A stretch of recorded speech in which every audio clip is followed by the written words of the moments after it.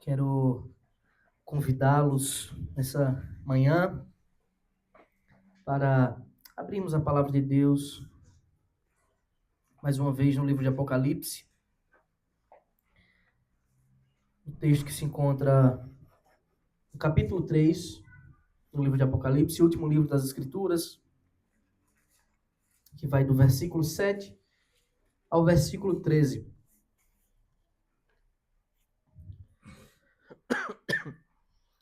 Apocalipse, capítulo 3, de 7 a 13. Os irmãos encontraram? Amém.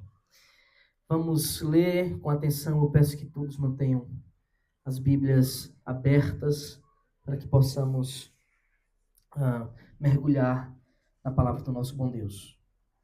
A palavra de Deus diz assim, Apocalipse 3, a partir do versículo 7. Ao anjo da igreja em Filadélfia escreva: estas coisas diz o santo, o verdadeiro, aquele que tem a chave de Davi, que abre e ninguém fechará, e que fecha e ninguém abrirá. Conheço as obras que você realiza. Eis que tenho posto diante de você uma porta aberta, a qual ninguém pode fechar. Sei que você tem pouca força, mas guardou a minha palavra e não negou o meu nome. Eis o que farei com alguns dos que são da sinagoga de Satanás, desses que se declaram judeus e não são, mas mentem. Eis que farei com que venham até você. Prostrem-se aos seus pés e reconheçam que eu amo você. Você guardou a palavra da minha perseverança. Por isso também eu o guardarei da hora da provação, e que há de vir sobre o mundo inteiro, para pôr à prova os que habitam sobre a terra. Venho sem demora. Conserve o que você tem, para que ninguém tome a sua coroa. Ao vencedor, farei com que seja uma coluna no santuário do meu Deus, e dali jamais sairá. Gravarei sobre ele o nome do meu Deus, o nome da cidade do meu Deus, a nova Jerusalém, que desce do céu, vinda da parte do meu Deus, e o meu novo nome. Quem tem ouvidos, ouça o que o Espírito diz às igrejas. Amém. Vamos orar mais uma vez, irmãos. Senhor Deus, santo e bendito, nós te agradecemos por esse dia, Deus. Reconhecemos que as nossas mãos falhas e pequenas não te podem oferecer um culto perfeito, mas nós te pedimos que o Senhor receba, ó Deus, aquilo que nós com esforço, com diligência fazemos para ti, ó Deus. Em nome de Cristo, Senhor, nós reconhecemos também a importância desse momento de proclamar com fidelidade a verdade do teu evangelho, a tua palavra que é santa, que é viva e eficaz, que penetra o nosso coração de um modo especial. Eu peço a ti, Senhor, que o Senhor nos ilumine, nos abençoe para que possamos compreender, entender aquilo que nos está proposto na tua palavra. A tua palavra, Deus, que ao mesmo tempo nos exorta, também nos console a saber que em ti temos refúgio verdadeiro, seguro, que em tuas mãos nós estamos guardados eternamente. Em nome do Senhor Jesus Cristo, eu peço que a tua palavra pregada frutifique nos corações das pessoas aqui presentes, aqueles que de alguma forma vão ouvir essa mensagem, para que creiam verdadeiramente em ti, depositem em ti toda a confiança, toda a força. Ó Deus, de todo o coração se lancem ao Senhor que é poderoso, que é digno de receber a nossa adoração. Ajuda-nos nesse momento. Auxilia-nos, porque da nossa própria força não somos capazes de fazer, de pregar da melhor maneira, de entoar louvores. Mas se o Senhor estiver nos ajudando, certamente conseguiremos, porque dependemos de ti para tudo.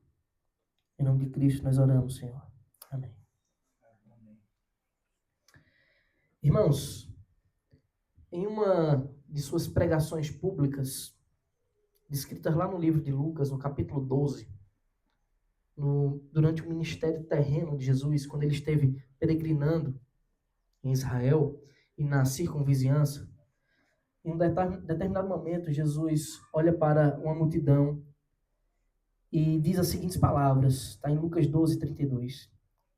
Não tenham medo, não tenha medo, ó pequenino rebanho, porque o Pai de vocês se agradou em dar-lhes o seu reino. Não tenha medo.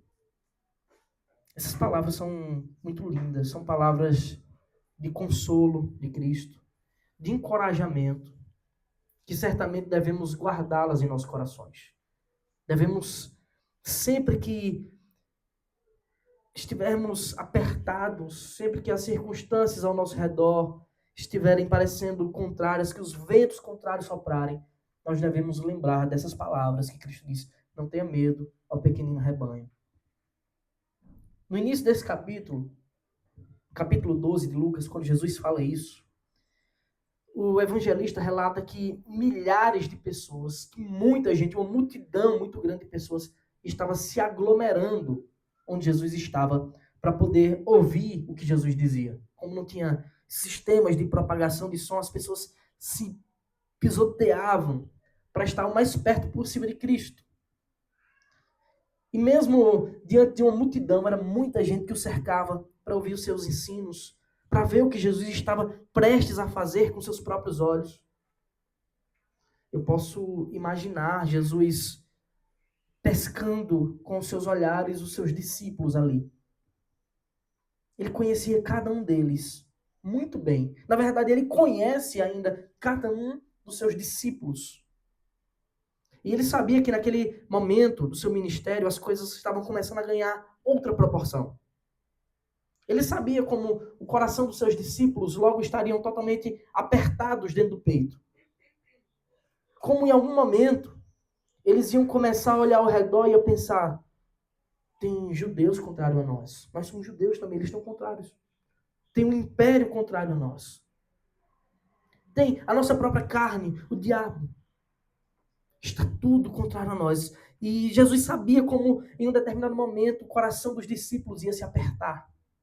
Como ia começar a vir medos, ia começar a vir as incertezas. Afinal, eles se viam, eles se reconheciam como servos pequenos, como frágeis. A gente olha para trás e diz: o grande Pedro, o grande Paulo. Mas eles se viam como de fato eles eram, pequenos, frágeis. Eles nem mesmo tinham noção, assim como nós também não temos, da nossa fragilidade, do quão somos pequenos. E Jesus, naquela multidão, pescando seus discípulos com os olhos, ele declara essas lindas palavras: não tenham medo, ó pequenino rebanho, porque o Pai de vocês se agradou em lhes dar o seu reino. É interessante como Jesus ele não disse isso num momento pessoal. No momento que ele estava a sós com seus discípulos. Ele tinha muitos momentos a sós com seus discípulos. Mas ele disse isso diante de todos, de uma multidão, para que todos soubessem que ele os conhece de verdade. Para que eles soubessem que Cristo conhece cada um deles. Que Cristo sabe exatamente o que se passa em nossos corações. Na verdade, isso já estava declarado na palavra de Deus. O tamanho da perfeição, do conhecimento assombroso do nosso Deus. O rei Davi, num dos salmos mais lindos da Escritura, no Salmo 139, no começo do salmo, ele diz: a gente cantou agora. Senhor, tu me sondas e me conheces. Ele é aquele que tem os olhos como chama de fogo, que sabe todas as coisas, que penetra o mais íntimo do entendimento. E Davi diz mais: sabes quando me assento e quando me levanto. De longe conheces os meus pensamentos. Observas o meu andar e o meu deitar e conhece todos os meus caminhos. A palavra ainda nem chegou à minha língua e tu, Senhor, já a conheces toda. Tu me cerca por todos os lados e pões a tua mão sobre mim. Essa é a declaração, por meio de um cântico de Davi, de como o nosso Deus sabe exatamente quem somos, de como ele nos cerca por todos os lados, de como estamos guardados em sua mão, de como estamos protegidos, ainda que olhemos para as circunstâncias e as coisas pareçam estar desencaminhadas. Não obstante, Jesus, olhando para os seus discípulos, naquela multidão, declarou: não tenha medo, ó pequenino rebanho. Essas palavras estão, irmãos, carregadas de duas verdades importantíssimas. Primeiro, a nossa pequenez não é um empecilho para o agir de Deus. O nosso Deus é o Deus do impossível. E a sua ação não está condicionada ao nosso tamanho, nem à nossa força. Pelo contrário, o Senhor costuma confundir os homens que se acham sábios e grandes nesse mundo, usando os pequenos e incultos. A nossa pequenez não é um problema para o agir de Deus. Segundo, o Deus que tudo sabe, tudo pode, ele promete. O Deus que não pode mentir, ele promete que está conosco em cada instante. Não tenha medo, ó pequenino rebanho. É uma declaração de Cristo de que eu estou com vocês pelos séculos dos séculos. A razão para não temermos esse mundo mau, mesmo estando em menor número, é logo revelada por Cristo. Não tenha medo, ó pequenino rebanho. Por quê? Jesus disse, porque o Pai de vocês se agradou em dar-lhes o seu reino. O Pai, o Senhor Supremo do Universo, o Criador de todas as coisas, Deus bendito para sempre, Ele quis, voluntariamente, Ele decidiu nos amar e nos dar o seu reino. Essas palavras estão carregadas de uma promessa infinita e imutável. Afinal de contas, quem poderá fazer Deus mudar de ideia? Ou melhor, se Deus nos deu o seu reino, quem poderá tirar das nossas mãos? Ou como o apóstolo Paulo diz, se Deus é por nós, quem será contra nós? Essas palavras, irmãos, devem ser como um bálsamo de cura para as nossas almas. E elas devem servir também como um tônico de encorajamento para as nossas vidas. Porque foi do agrado do Pai fazer isso por nós e fazer isso em nós, mesmo no nosso tamanho tão insignificante, mesmo tão pequenos aos olhos do mundo. Talvez você já tenha se sentido intimidado também. Talvez você tenha olhado ao redor e tenha pensado, nós somos tão poucos. Nós, Castelo Forte mesmo, somos tão poucos diante de uma cidade tão grande, diante de uma cidade tomada, inundada de pecados. E por vezes nós ainda não somos diligentes como deveríamos ser no nosso serviço, na nossa adoração. Mas lembre-se como começou a igreja do Senhor. Cristo, ele chamou 12 homens, em sua maioria pescadores, incultos, exatamente como ele disse, como um grãozinho de mostarda, minúsculo. Porém, o reino de Deus, ele cresceu aqui na terra. E ele cresceu a ponto de, como Cristo diz, as aves do céu se aninharem nos ramos, nos galhos e fazerem seus ninhos ali, naquilo que antes foi uma pequena semente. Poucos homens, expandiu-se. E toma e vai invadindo o mundo inteiro, porque assim foi do agrado de Deus. Ao meditar sobre a igreja que se encontra na cidade de Filadélfia, a igreja do nosso texto de Apocalipse, eu não posso deixar de compará-la conosco. Ela também era uma igreja pequena. Talvez não tão pequena como a nossa, mas era uma igreja tida como fraca, como frágil aos olhos de alguns. Aos olhos de outros era totalmente inexpressiva. Todavia, o Senhor se agradou dela, de fazer brilhar ali o seu nome, de fazer ali o seu nome resplandecer no mundo. E mesmo sendo a menor das 7 igrejas de Apocalipse, a menor em tamanho, a possivelmente mais frágil, foi aquela que mais perdurou na terra. Há relatos de suas congregações e daquilo que foi produzido em Filadélfia ter chegado ao século XX ainda vivo. 2000 anos, irmãos. 2000 anos de história. Essa é a 6ª carta que Jesus ordena a João para escrever. Jesus diz, olha João, escreva estas cartas. Escreva exatamente o que eu vou dizer. E ela contém as mesmas divisões das outras. Com um detalhe, Filadélfia, junto com Esmirna, são as únicas que carregam essa bendita particularidade de não receber nenhuma crítica do Senhor. Ela só recebe elogios de Cristo. Então vem o primeiro passo. Na interpretação das 7 cartas, Jesus ordena a João que escreva ao anjo da igreja em Filadélfia.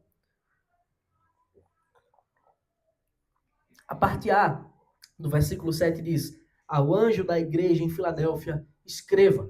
E nós já vimos o significado dessas palavras. Primeiro, está claro que Jesus está direcionando uma carta, uma mensagem específica para um povo.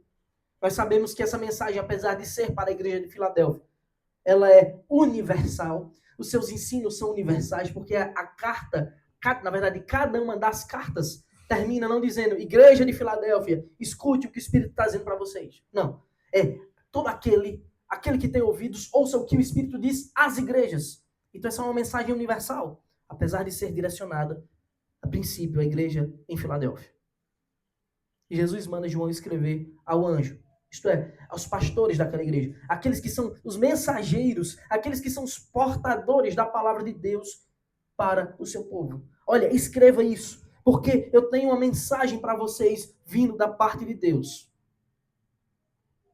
É incrível, irmãos, como o Senhor fala com aquela igreja, mais uma vez, usando a história daquela igreja, usando as características da cidade deles, para mostrar como o Senhor conhece o seu povo, para mostrar como ele está com seus olhos atentos a cada um dos seus filhos, como ele sabe exatamente o que se passa em nossos corações e como ele tem o desejo e tem poder para nos usar poderosamente onde quer que estejamos. Eu peço que você mantenha a sua Bíblia aberta, mais uma vez.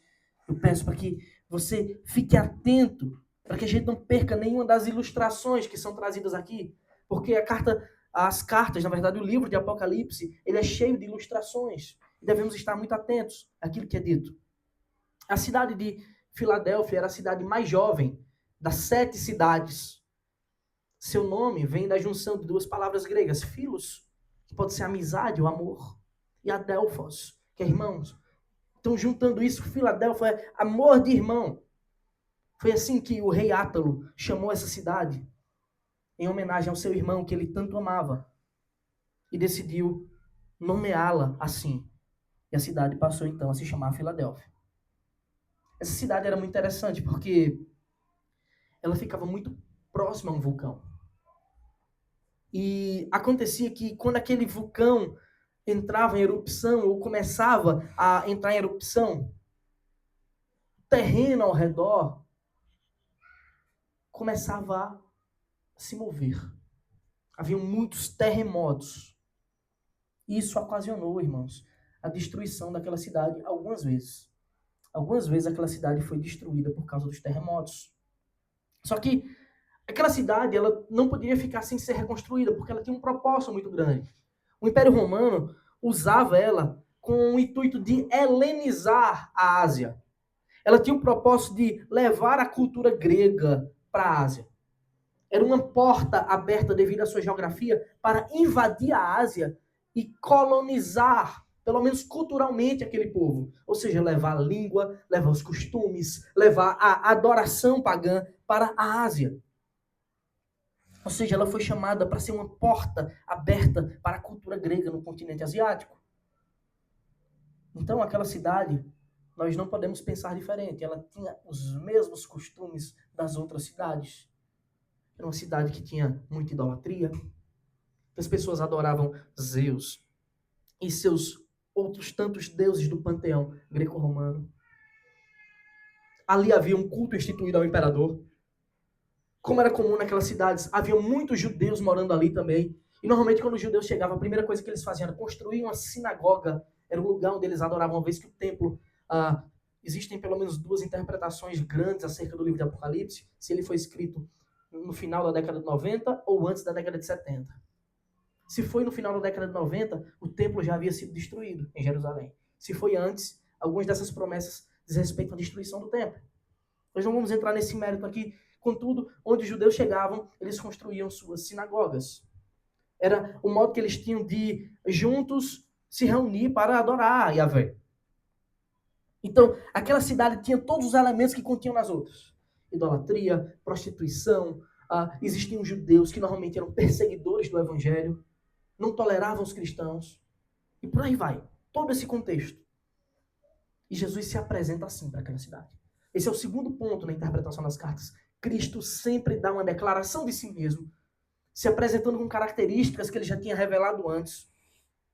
E essas características têm a ver com a situação daquela cidade. Ou melhor, normalmente elas se mostram como sendo a solução para a situação daquela cidade. A parte B do versículo 3 diz: estas coisas diz o santo. Jesus usa aquele mesmo padrão das mensagens proféticas. Assim diz o Senhor. Jesus está dizendo: estas coisas diz.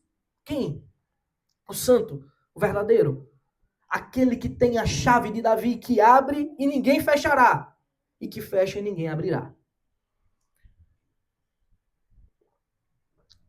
Essas palavras nas mãos de quem não tem compromisso com a verdade são muito perigosas, né? As pessoas podem tirar qualquer coisa daqui. Só que elas têm muitos significados, importantes significados. Primeiro, Jesus se apresenta com duas características pessoais. Ele é santo e verdadeiro. O que isso significa? Ao se apresentar como santo, irmãos, você deve lembrar do significado disso. Ele é puro, ele é separado, ele é incontaminado do mal. Ou seja, ele não tolera o mal nem a injustiça. Pelo contrário, Jesus louva e aprova a pureza, a justiça, a santidade, a obediência ao Senhor. Com isso, Cristo está declarando para aquela igreja, também para nós, tá? Que sabe muito bem do procedimento dos judeus dali. Assim como ele sabe do procedimento dos falsos religiosos de nossos dias, que carregam o nome do Senhor, achando que só o proclamar o nome de Deus significa dizer que eles são cristãos de verdade. Jesus está dizendo, está declarando para eles: eu sei muito bem quem são os judeus dali. Eu sei exatamente aqueles que dizem que adoram Yahvé. E eu sei que eles não são servos verdadeiros. Afinal, eles não me receberam, eu sou o Messias. Não obstante, Jesus também se apresenta como o verdadeiro, santo e verdadeiro. Ele é o Messias prometido. Ele é o verdadeiro Senhor. Ele é o verdadeiro Salvador que os judeus não receberam. Que os judeus rejeitaram a Cristo. E mais, ali em Filadélfia, eles faziam questão de ser oposição à igreja de Cristo. Como se fossem um povo mau. As menções que Jesus faz, em contraste com o procedimento dos judeus dali, dão um grande indício de como aqueles homens eram maus, de como eles tratavam a igreja com calúnias, de como eles perseguiam o povo de Deus, de como voluntariamente eles odiavam. Jesus chama eles de sinagoga de Satanás, mais adiante. Porém, Jesus ainda se apresenta com mais outras características. Ele diz: essas coisas diz aquele que é santo e verdadeiro, aquele que tem a chave de Davi. O que é isso, a chave de Davi? E mais, ele diz: que abre e ninguém fechará, e que fecha e ninguém abrirá. Irmãos, essa imagem que Jesus está usando aqui, ela é tirada do livro de Isaías, no capítulo 22, versículo 22. Diz assim o texto de Isaías: porei sobre o ombro dele a chave da casa de Davi. Ele abrirá e ninguém fechará, fechará e ninguém abrirá. É assim que está Isaías 22, 22. E essa passagem, ela apresenta Eliaquim, que era um mordomo do rei Ezequias, que recebe poderes reais. Ele recebe poderes de rei para governar e administrar as coisas em Jerusalém. De modo que Eliaquim aqui está sendo um tipo de Cristo, ou seja, está sendo uma sombra, ele está tipificando Cristo. O Senhor Jesus é o rei de fato. Ele tem as chaves. E a imagem das chaves nada mais é do que a de autoridade. Quem tem as chaves é quem decide o que abre, o que fecha, o que pode e o que não pode. Isto é, ele tem a verdadeira autoridade de rei. Então, em outras palavras, Jesus está dizendo: eu sou o santo, eu sou o verdadeiro, e eu sou o verdadeiro rei de Israel. E os judeus, eles rejeitaram o verdadeiro rei de Israel. Isso tem tudo a ver com a história daquela cidade. Como Jesus vai se apresentar, tem tudo a ver com o contexto que aqueles irmãos nossos viviam na cidade de Filadélfia. Veja, no versículo 8 que está escrito a declaração de Cristo, de que conhece aquela igreja. Ele diz: conheço as obras que você realiza. Eis que tenho posto diante de você uma porta aberta, a qual ninguém pode fechar. Não obstante, ele é aquele que tem as chaves. Sei que você tem pouca força, mas guardou a minha palavra e não negou o meu nome. Então Jesus faz uma declaração de que conhece aquela igreja e faz um elogio àquela igreja. Eu sei que vocês são fracos, que vocês têm pouca força. Essa fraqueza aqui não é do pecado, irmãos. É da pequenez, tá? Mas, mesmo sendo tão poucos, tão fracos, vocês guardaram com fidelidade a minha palavra. Vocês não negaram o meu nome. Não abandonaram a fé. Jesus, mais uma vez, dá essa declaração de que conhece, sendo ele mesmo aquele que sonda as mentes e os corações. Mas ele vai além. Ele apresenta também, nessa declaração de conhecimento, uma bênção para aquela igreja. Uma bênção na forma de serviço. Na verdade, irmãos, servir a Deus é o maior privilégio que você pode receber. E aqueles irmãos estavam ouvindo isso de Cristo. Vocês ouvem isso de Cristo também, através da palavra. E a gente tem que, de fato, as pessoas vão se aproprie da bênção, se aproprie dessa bênção. Essa bênção é de servir a Deus. E não é de qualquer jeito. Não é da forma como você escolhe. É da forma como ele diz. E Jesus está dizendo, eis que tenho posto diante de você uma porta aberta, a qual ninguém pode fechar. Evidentemente, ninguém além dele mesmo que possui as chaves que abre ninguém fecha e que fecha que ninguém abre. Ele que tem as chaves de Davi, ele que é o rei do universo, ele pode abrir a porta que ele quiser. Eu quero que você lembre, aquela cidade ela foi desenvolvida com o propósito de ser uma porta aberta para a Ásia. Para levar o quê para a Ásia? A cultura grega. Para expandir o Império Romano no continente asiático. Jesus está dizendo assim, não, mas eu separei vocês por outro propósito. Eu estou abrindo uma porta diante de vocês para que vocês propaguem aquilo que verdadeiramente deve ser propagado. Isso é o Evangelho de Cristo. Jesus é aquele que abre as portas. Jesus é aquele que deixa as portas abertas para que a gente pregue a toda criatura. Ou seja, essa bênção que Jesus está declarando para a igreja é uma bênção na forma de serviço, porque nós devemos servir ao Senhor, pregando com diligência a todos os homens. O Senhor está declarando para eles que vai usá-los. Eu estou disposto, mesmo vocês sendo pequenos, frágeis, a usá-los para a pregação do Evangelho com fidelidade. Isso, sem sombra de dúvidas, é uma grande bênção. Só que eles talvez, ao ouvirem essa mensagem de Cristo, olhassem um para o outro e pensassem, será que é isso mesmo? Nós somos tão poucos, tão pequenos. Quem somos nós diante desse mundo mau? Quem somos nós diante dessa sinagoga tão grande dos judeus que nos odeia? Quem somos nós diante do Império Romano? E talvez seja exatamente isso que você tem pensado diante dos desafios. Quando lhe é dito, você deve pregar o Evangelho, você deve ser fiel onde você estiver.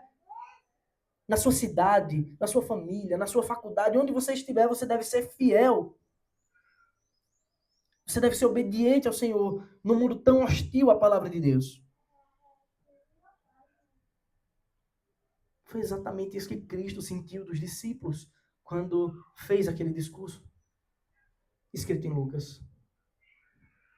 Não tenham medo, ó pequenino rebanho, porque o Pai de vocês agradou-se em lhes dar o reino.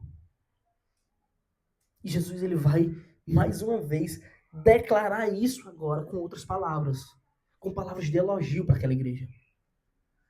Se lá para os discípulos, que eram apenas 12 no começo, e foram se espalhando até crescerem, como ninguém, eram pescadores a maioria.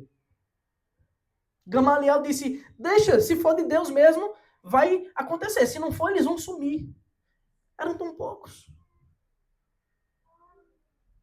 Só que Jesus agora diz, é a mesma coisa, ele está olhando para a igreja de Filadélfia e está dizendo, sei que você tem pouca força, eu sei que vocês são pequenos, que aos olhos de vocês mesmos vocês são minúsculos. Mas guardou a minha palavra e não negou o meu nome. Em outras palavras, vocês têm sido fiéis a mim. Não tenham medo, porque o Pai não só se agradou em lhes dar o reino, como se agradou em fazer de vocês os arautos na pregação, como se agradou em abrir uma porta aí diante de vocês para que vocês vejam que Deus usa quem quer, como quer, a hora que quer, porque Ele é todo-poderoso. É como se Cristo estivesse dizendo: eu conheço exatamente quem vocês são, pequenos, frágeis, poucos, mas confia em mim, ó pequenino rebanho. Então o Senhor faz esse lindo elogio para eles. Quem dera, irmãos, nós pudéssemos declarar que o Senhor pensa o mesmo de nós, que nós somos fiéis, que não temos negado o seu nome, que temos permanecido, mesmo diante das adversidades, fiéis a Ele.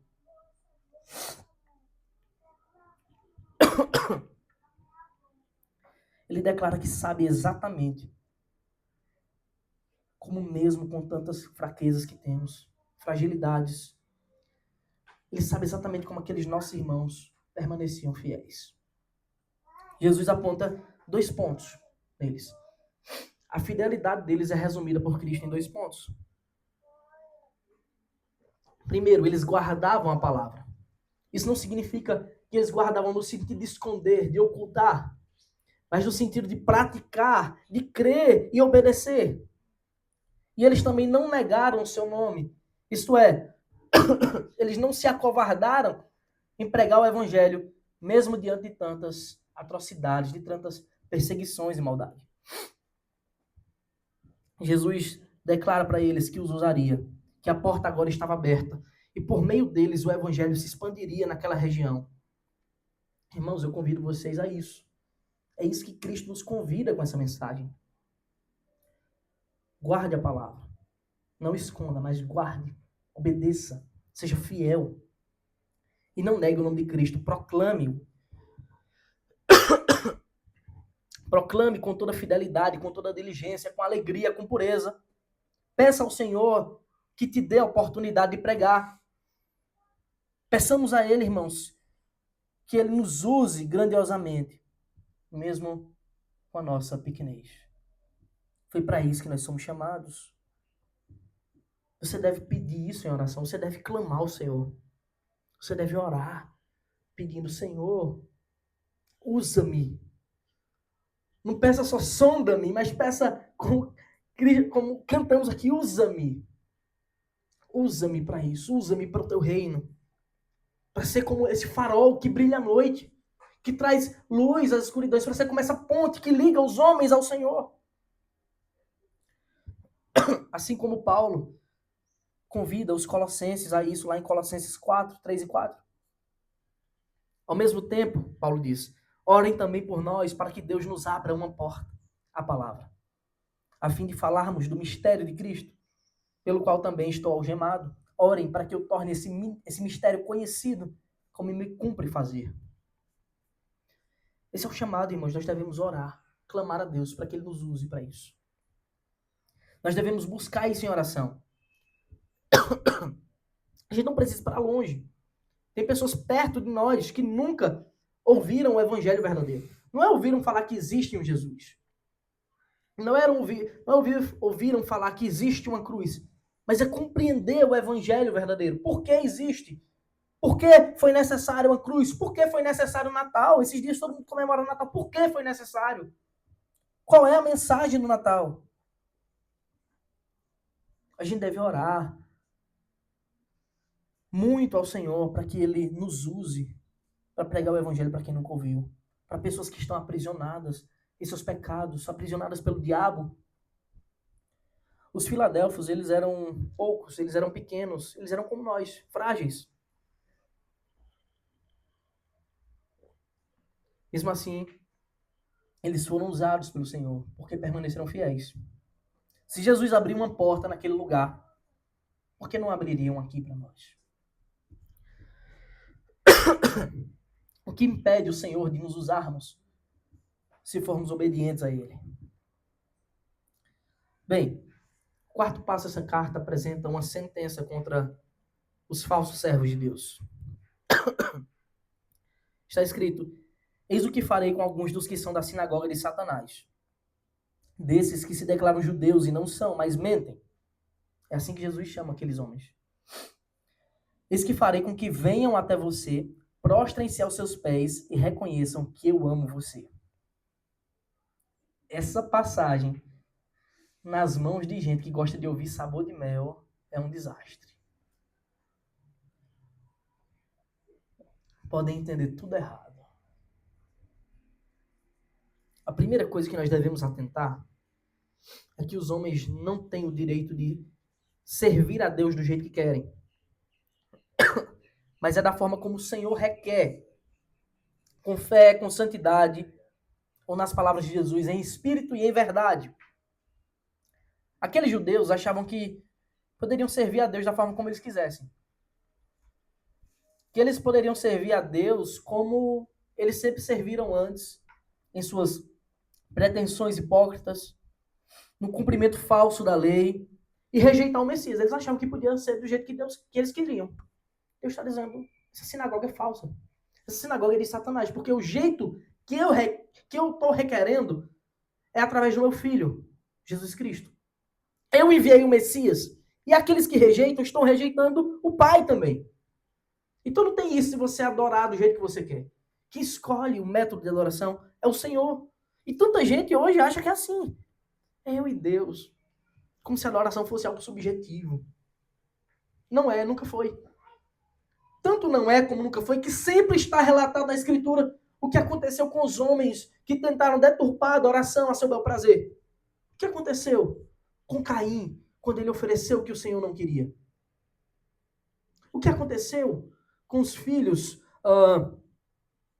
do sumo sacerdote Arão, quando eles levaram fogo extremo? O que aconteceu com cada uma das pessoas que tentaram adorar o Senhor como o Senhor não requereu? Não obstante, Jesus chama aquela sinagoga dos judeus de sinagoga de Satanás. Eles acham que são judeus, mas eles mentem. Eles acham que estão adorando ao Pai, mas eles não estão. Porque ninguém pode ir ao Pai se não for por mim. É isso que Jesus está dizendo. Eles são falsos. Eles mentem. O judeu verdadeiro não é aquele da carne, mas é o que tem o coração circuncidado. Os judeus verdadeiros são a igreja de Cristo que reconheceram o Senhor como seu Salvador. As palavras são duras, mas são necessárias para que eles percebessem o tamanho infinito do erro que estavam cometendo ao rejeitar Cristo, o Messias prometido. E esse erro em nossos dias tem sido muito comum. Crenças, igrejas, denominações, tudo se multiplicando o tempo todo. Homens achando que podem definir a adoração, definir como Deus quer ser servido, como se eles fossem os senhores. Até nós, inclusive. Por exemplo, quando você sai de casa e achando que você vem aqui ser servido em um culto, prestigiar, você está errado. Ou você vem prestar um culto, você vem fazer... O serviço não faz quem está aqui. Desse lado para cá, serve, desse lado para cá, é servido. O serviço é a igreja, comunitariamente adorando e louvando ao Deus Supremo. O serviço é ao Senhor. E o privilégio de servi-lo é muito grande. Nós temos que ter cuidado para que a disposição do nosso coração seja correta. Então Jesus declara àquela igreja. Isso é mais uma mensagem de consolo para aquele povo. Mais uma mensagem de conforto. Mostrando que Cristo tem as chaves de fato. Ele tem o poder de rei. Ele faz o que ele quer, como bem entende, porque ele é Deus. E ele diz, eis que farei com que venham até você. Venham quem? Os judeus falsos, da sinagoga de Satanás. Prostrem-se aos seus pés e reconheçam que eu amo você. É engraçado, Jesus fala no singular, você, como se fosse uma pessoa, mas é a igreja. Esse é um prato cheio, né? Para aqueles que gostam daquele evangelho triunfalista, aquele gospel bem longe de Cristo.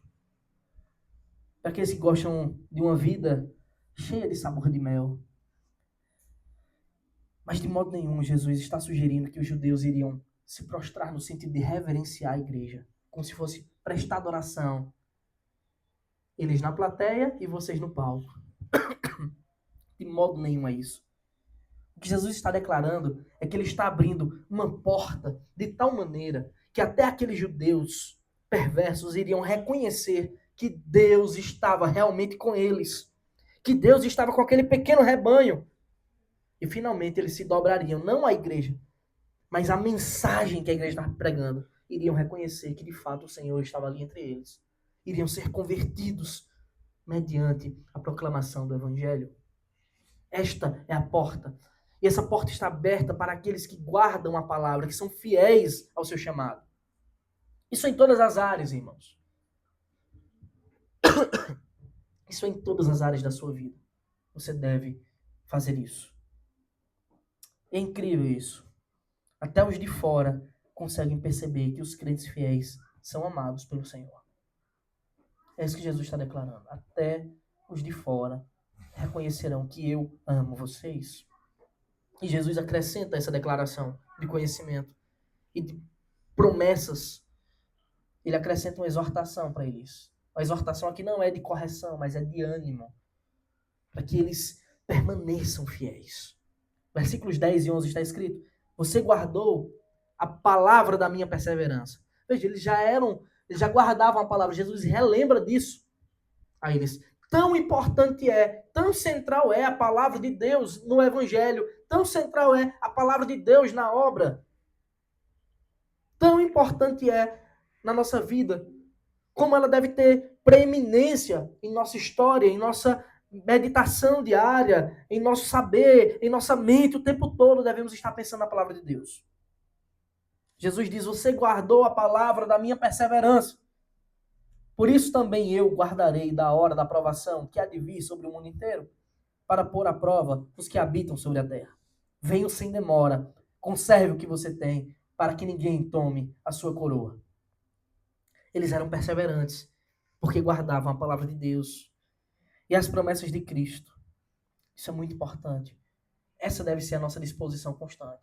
Perseverança, guardar a palavra de Deus, guardar as suas promessas, crer e confiar, mesmo quando as circunstâncias disserem que não. Porque aquele que conhece a sua igreja, aquele que conhece seu povo, diz: não temam ao pequenino rebanho.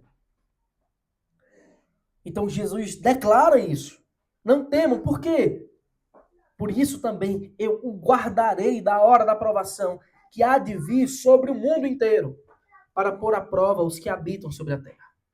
Jesus declara que guardará a sua igreja fiel das tribulações, ou melhor, da grande tribulação.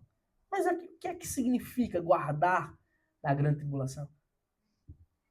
Alguns defendem, nesse texto que aqui está o arrebatamento. Nós até chamamos de arrebatamento secreto. Não é assim que acontece. Não é assim, tá o povo todo reunido, vai começar a tribulação, Jesus leva, fica só as roupinhas do povo nas cadeiras. Não é assim não, irmãos. Jesus não está dizendo que vai nos tirar do mundo. Ele já tinha dito isso antes. O que ele está dizendo é que ele vai nos livrar do mal. Eu os guardarei das tribulações. Então isso aqui não é um arrebatamento pré-tribulacionista. Isso não condiz com boa interpretação das Escrituras, nem mesmo com o propósito das provações. As provações, elas têm um propósito, que de fato é provar a nossa fé, nos aperfeiçoar e levar outros a crerem no Senhor. É checar a fidelidade dos homens e até mesmo levá-los aos pés de Cristo. O que Jesus está realmente prometendo aos fiéis não é que eles não passarão por provas e tribulações. Afinal, a gente passa o tempo todo por provas e tribulações. Se você não passa, louve a Deus. O que Jesus está realmente prometendo é que ele vai nos guardar, nos selar, para que o nosso coração não seja tentado ou não seja levado a abandonar a fé por causa das provações. A sua guarda significa em nos manter, como ele diz, perseverantes através da palavra. Nos manter fiéis e nos aperfeiçoar. A provação vem sobre todos, mas apenas os crentes perseveram até o fim. A isso Jesus declara: venho sem demora, conserve o que você tem, para que ninguém tome a sua coroa. E apesar da igreja ansiar, ou pelo menos dever ansiar a sua volta, dizendo Maranata, clamar a vinda do Senhor, vem Senhor Jesus. Aqui o mestre não está falando também do seu retorno final. Nós chamamos de parúzia. Mas ele está falando que ele virá em consolo para os crentes. Ele virá para confortar aqueles que passam por provações. Essa é mais uma declaração de que ele socorre os seus servos, de que não ficaremos à mercê do mal, abandonados à nossa própria sorte. Jesus nos socorre, mesmo na dor, para que a nossa coroa não seja perdida, para que a gente não seja, no fim, condenado. O Senhor nos guarda de todo mal. É isso que significam essas palavras. Dependendo, como eu disse, da interpretação que alguns adotem acerca da data do livro de Apocalipse, essa grande tribulação poderia estar se referindo ao que aconteceria no ano 70, caso o livro fosse escrito antes. Que foi um grande cerco que aconteceu em Jerusalém, com milhares e milhares de mortes pelo Império Romano. Mas nós sabemos que as tribulações elas continuam e continuarão até que Cristo venha. A nossa certeza, o nosso consolo é saber que esse Senhor nos prometeu estar conosco em todo o tempo. Ele nos guarda, Ele preserva o nosso coração. Ainda que a morte bata à nossa porta, o consolo de Cristo nos diz que estaremos com Ele para sempre, guardados, protegidos. Então Ele nos diz, essa é a promessa ao vencedor. Versículo 12. Ao vencedor, farei com que seja uma coluna do santuário do meu Deus, e dali jamais sairá. Gravarei sobre ele o nome do meu Deus, o nome da cidade do meu Deus, a nova Jerusalém que desce do céu, vinda da parte do meu Deus, e o meu novo nome.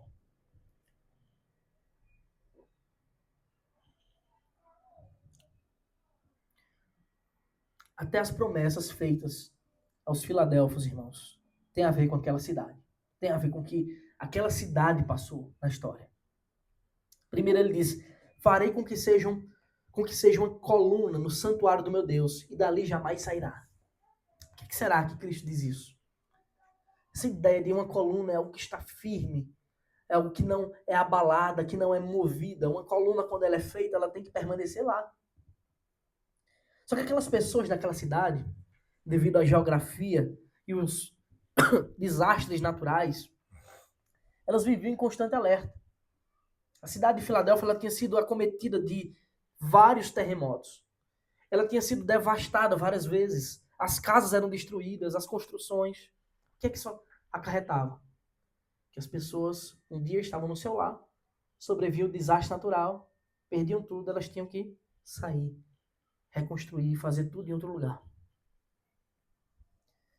Mas Jesus promete para os crentes serem uma coluna no santuário de Deus. Ele não está dizendo que você vai virar, de fato, uma estátua. Isso é uma figura de linguagem.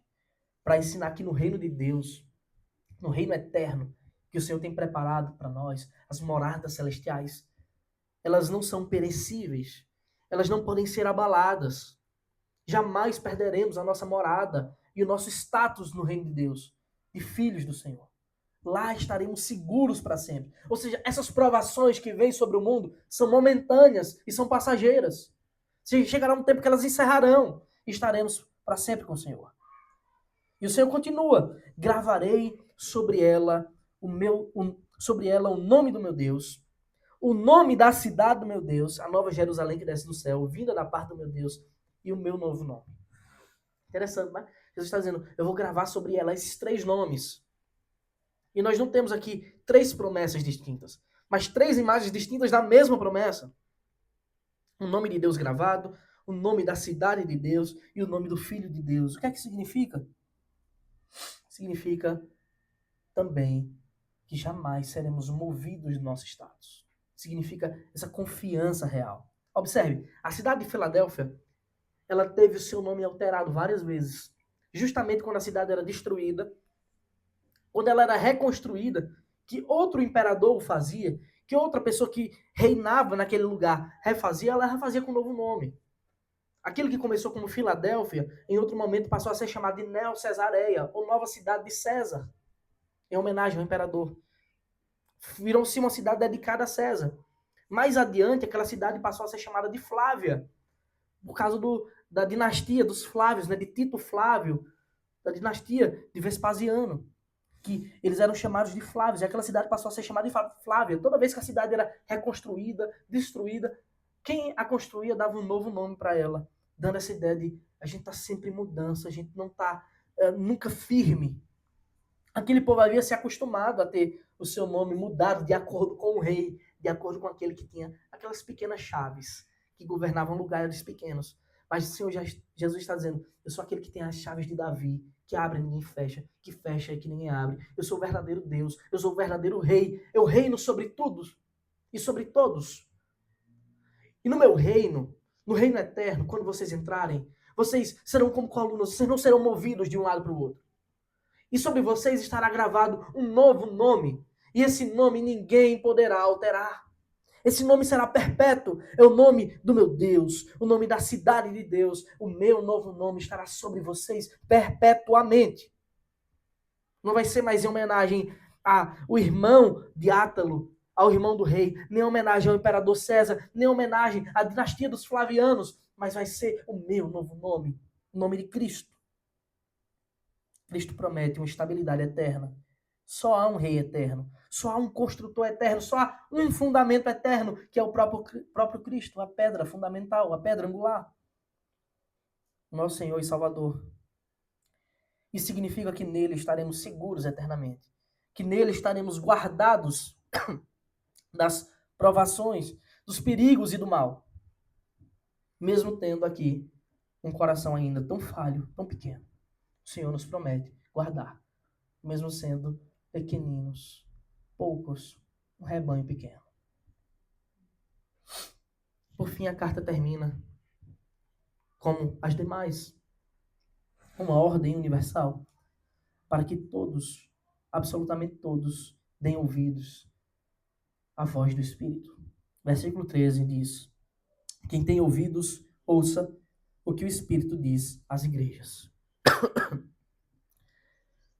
Jesus nos chama, por meio dessa carta, a observar pontos essenciais, pontos importantíssimos que nós devemos guardar.